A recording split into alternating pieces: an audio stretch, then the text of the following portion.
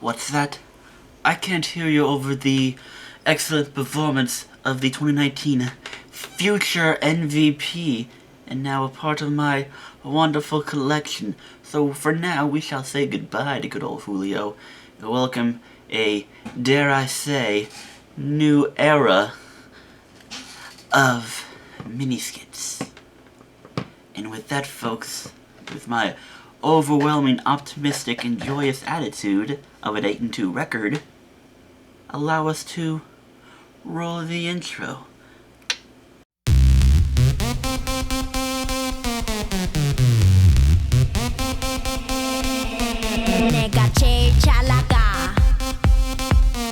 And hello everyone, welcome to the Week 12 video set of the NFL season. I'm your host, Cody P., also known as the Black Canadian Cat, where we say meow and roll intros like that one you just saw seconds ago. And we sit in this squeaky chair because it's loud and because we're busy. Time is of the evanescence, folks.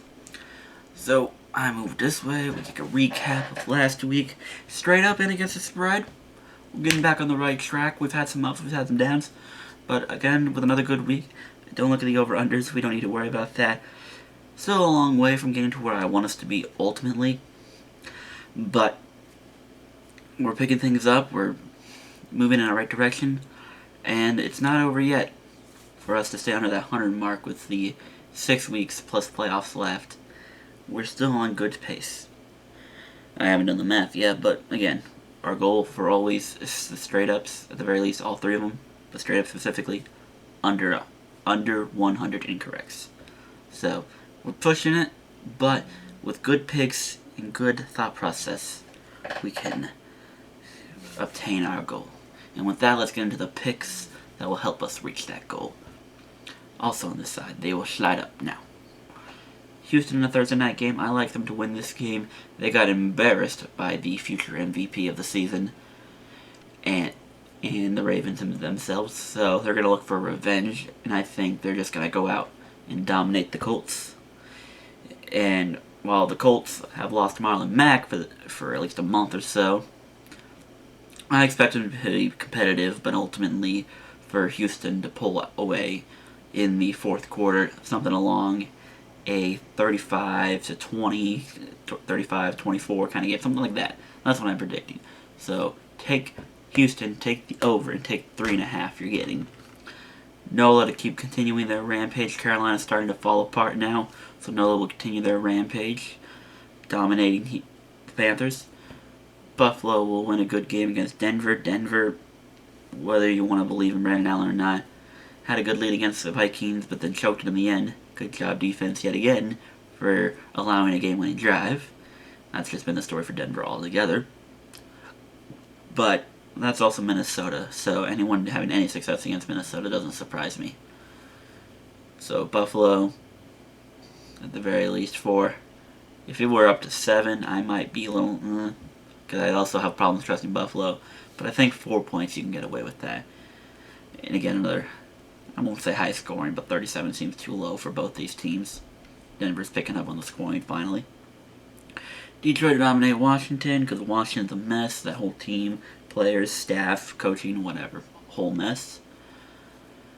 I was back and forth with Cleveland and Miami, but with the Miami secondary banged up and Cleveland waiting for that signature game, yeah, you can dominate the Jets and beat the Bills in a close game, but you need that signature win, and I think this is the time Cleveland wakes up. And yes, you got a lot of that speculation, a lot of turbine from what happened on last Thursday night's game, but I think Cleveland clears their mind, gets rid of all that stress and that anxiety that built up from that game. They've had 10 days, or will have had 10 days before the game comes up, so I think they'll be clear-minded and they'll be ready to go to dominate a Miami team who, again, overperformed for their 2 wins, but will be gone before you know it.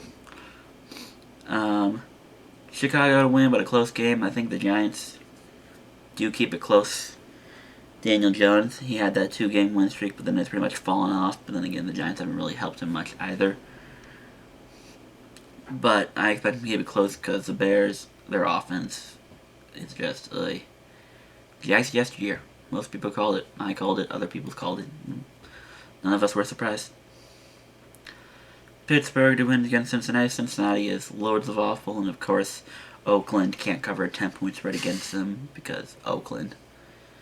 So now Pittsburgh should do us that favor because, again, they're also discombobulated about that game. But I think they'll wake it up and know that, hey, we're in a close race for a potential wild card spot.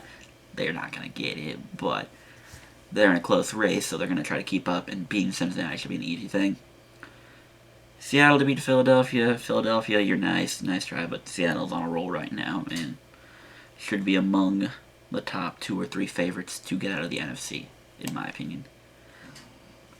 Atlanta's on a roll. I don't know what happened after the bye week, but if all of a sudden Atlanta's good.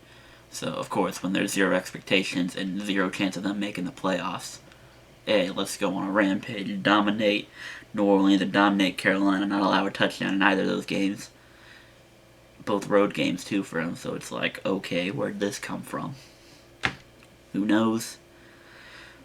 Tennessee to beat Jacksonville.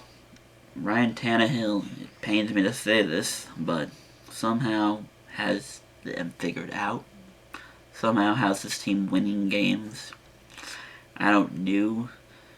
And Jacksonville beat them last time, so I figure a split is fair. This game could go either way realistically, but I'll take Tennessee for now. New England dominate Dallas. I understand Dallas might be one of those few good teams that they actually play, and the receivers actually don't drop passes. But Dak also underperforms against good teams. And in Foxborough, good luck.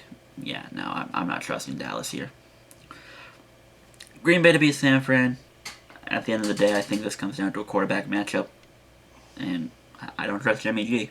I don't want to root for Rodgers, but I don't trust Jimmy G. It is what it is. And the Rams nominate the Rams. I mean, take your pick. They were at home against Houston, not on the road into LA. But in my opinion, I think Houston's better than LA. So now, outside of it being a road game, but then again, Coliseum games are just either LA games in general. Fans don't really show up, so you might see a fair shade of purple in the stands. A couple fair shades here and there. But yeah, there's your picks, folks. Take a quick over into fantasy. Catching a nice win in the Progs League to move myself into 9-2. Already pretty much locked in for the playoff spot. Trying to fight for that bye week. I'm in a division with Justin right now, who's the only 10-1 team. And he's got I think his final 2 matchups are against top tier teams. I think he plays Gio this week, and then Connor next week, I think. So the hope is that one of those 2 can knock him off, and if I can just win out, then I think my point total, I think he had me beat by like 20 points, 20 or so points in overall. But I think if I just keep up my pace here, I might be able to sneak from him. And in the other way, I take a very questionable loss to my boy Nate. Was down 12 with the Monday night game to go, and unfortunately Williams gets hurt, so I fall short, leading myself to a 6-5. Interesting on the standings, we have the top 2 teams. I believe it's Travis and Sean at 7-4, and then 4 of us, myself, Nate, Chris, and Keith, at 6-5. So with 3 weeks left in that league, none of the 6 are confirmed. The other 2, Teddy and Micah, they both sit at 3-8. They're pretty much done, barring a miracle. But they're done, so it's none of the playoff spots are locked, and then all 6 of us are still alive with 3 weeks to go. Anything's possible. And this week, I get Gavin in the Progs League and Teddy in the LOA. So hopefully those are both wins for me. I need these wins to help keep up in good races. Tis be what it be. That is all for me. Thank you all for watching. I'm here with your boy, the MVP. And with that, I shall see you all next week.